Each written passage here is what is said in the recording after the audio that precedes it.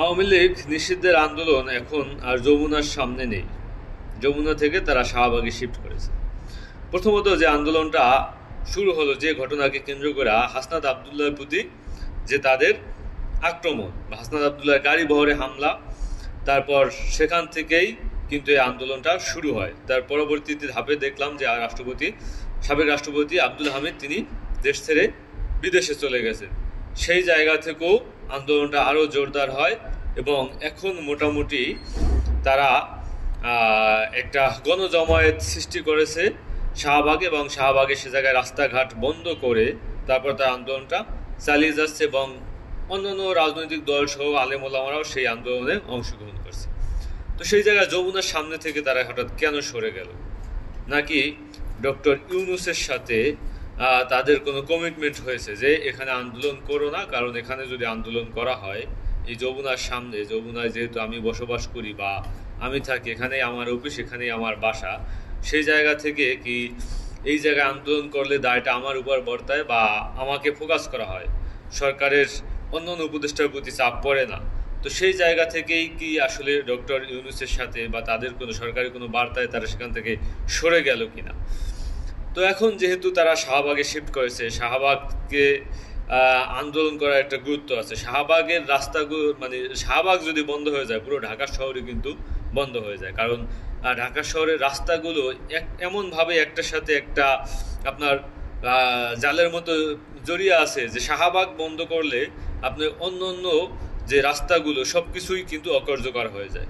তো সেই জায়গা থেকে বলাই যাইতেছে যে শাহবাগ বন্ধ মানে ঢাকার শহর পুরোটাই বন্ধ। এখন এই যে শাহবাগে যে আন্দোলনটা করতেছে, এখানে শুধুমাত্র বিএনপি আসতেছে না, বিএনপিকে বারবার তারা ছাত্র দলকে আহ্বান জানাইছে। দেখলাম সার্জিস আলম নিজে বক্তৃতা দিয়ে বলছেন যে আমরা ছাত্র দলের উপস্থিতি কামনা করি। ছাত্র দল এখানে আসে নাই, বিএনপি পুরোটাই এখন আর এই আওয়ামী লীগের নিষিদ্ধের এই আন্দোলনে তারা অংশগ্রহণ করে নাই। এর আগে মির্জা ফখরুল ইসলাম আলমগীর তিনি বলছেন যে রাজনৈতিক দল আওয়ামী লীগকে নিষিদ্ধ করা হোক, এটা আমরা চাই না, এটা তিনি সুস্পষ্টভাবে বলেছেন। তারপর দেখলাম ধানমন্ডি 32 নাম্বার যখন ভাঙা হয়েছে, তারপর তারা সুর চেঞ্জ করছে, যে তারা বলতেছে যে আওয়ামী লীগ নিষিদ্ধ হবে কিনা এটা জনগণ সিদ্ধান্ত নিবে। মানে আওয়ামী লীগের ব্যাপারে জনগণ সিদ্ধান্ত নিবে, আর অন্যান্য যে বিষয়গুলো আছে সব ব্যাপারে বিএনপি সিদ্ধান্ত নিবে। যেমন রাষ্ট্রপতি চুপ্পু সাহেব থাকবে কি থাকবে না বিএনপি সিদ্ধান্ত নিবে, সংবিধান বাতিল হবে কি হবে না বিএনপি সিদ্ধান্ত নিবে, শুধুমাত্র আওয়ামী লীগ নিষিদ্ধ হবে কিনা এটা জনগণ সিদ্ধান্ত নিবে, মানে বলার জন্য বলা আর কি। তো পরবর্তীতে এখন পর্যন্ত দেখলাম বিএনপির কিছু ইউটিউবার ব্লগার, বিশেষ করে ডক্টর জাহিদুর রহমান, তিনি বলছেন যে শাহবাগে উপস্থিত না হওয়া মানে এটা নয় যে আমরা আওয়ামী লীগের নিষিদ্ধ চাই না। মানে কি ধরনের ন্যারেটিভ তারা দাঁড় করানোর চেষ্টা করছে কল্পনা করা যায়? যে জায়গায় আওয়ামী লীগের নিষিদ্ধের একটা আন্দোলন চলতেছে, উনি ঘরে বসে বসে ইউটিউবে ভিডিও বানাইতেছে যে বিএনপি সেখানে উপস্থিত হয় নাই, তার মানে এটা নয় যে আওয়ামী লীগ নিষিদ্ধ হোক, এটা বিএনপি চায় না।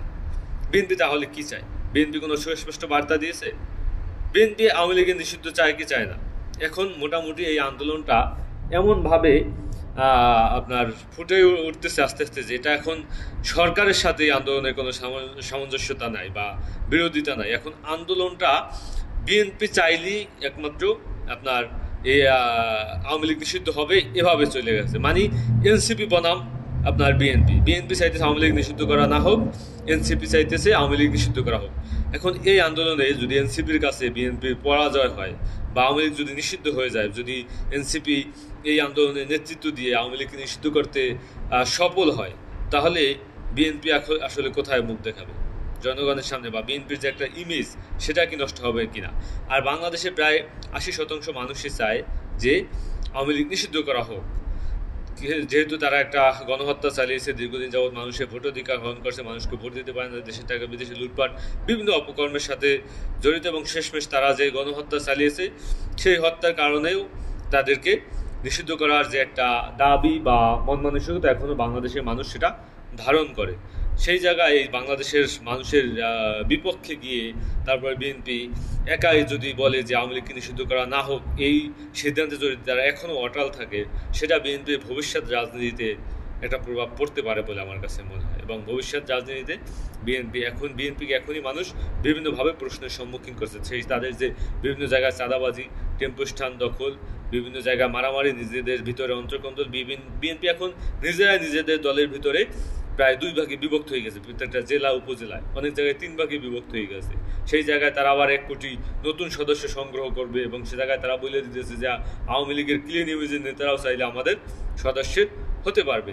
তো এই যে তাদের যে ক্যারেক্টার বা তারা যে মানে আওয়ামী লীগের প্রতি তাদের যে ভালোবাসা, সেটা আসলে এই দীর্ঘ 16 বছর যারা মানে যতই বলুক যে তাদের উপর অত্যাচার নির্যাতন নিপীড়ন হয়েছে, আসলে দীর্ঘ 16 বছরে তাদের উপর অত্যাচার নির্যাতন নিপীড়ন হয়েছে, কিন্তু তারা আবার এখন চাইতেছে যে আওয়ামী লীগ রাজনীতি করুক, আওয়ামী লীগ টিকে থাকুক। এই যে তাদের দ্বিচারিতা বা এই রাজনীতিতে তাদের যে আওয়ামী লীগের ব্যাপারে দ্বিচারিতার ভূমিকা যে পালন করতেছে, এটা কিন্তু ভবিষ্যৎ রাজনীতিতে বিএনপির জন্য কাল হয়ে দাঁড়াতে পারে।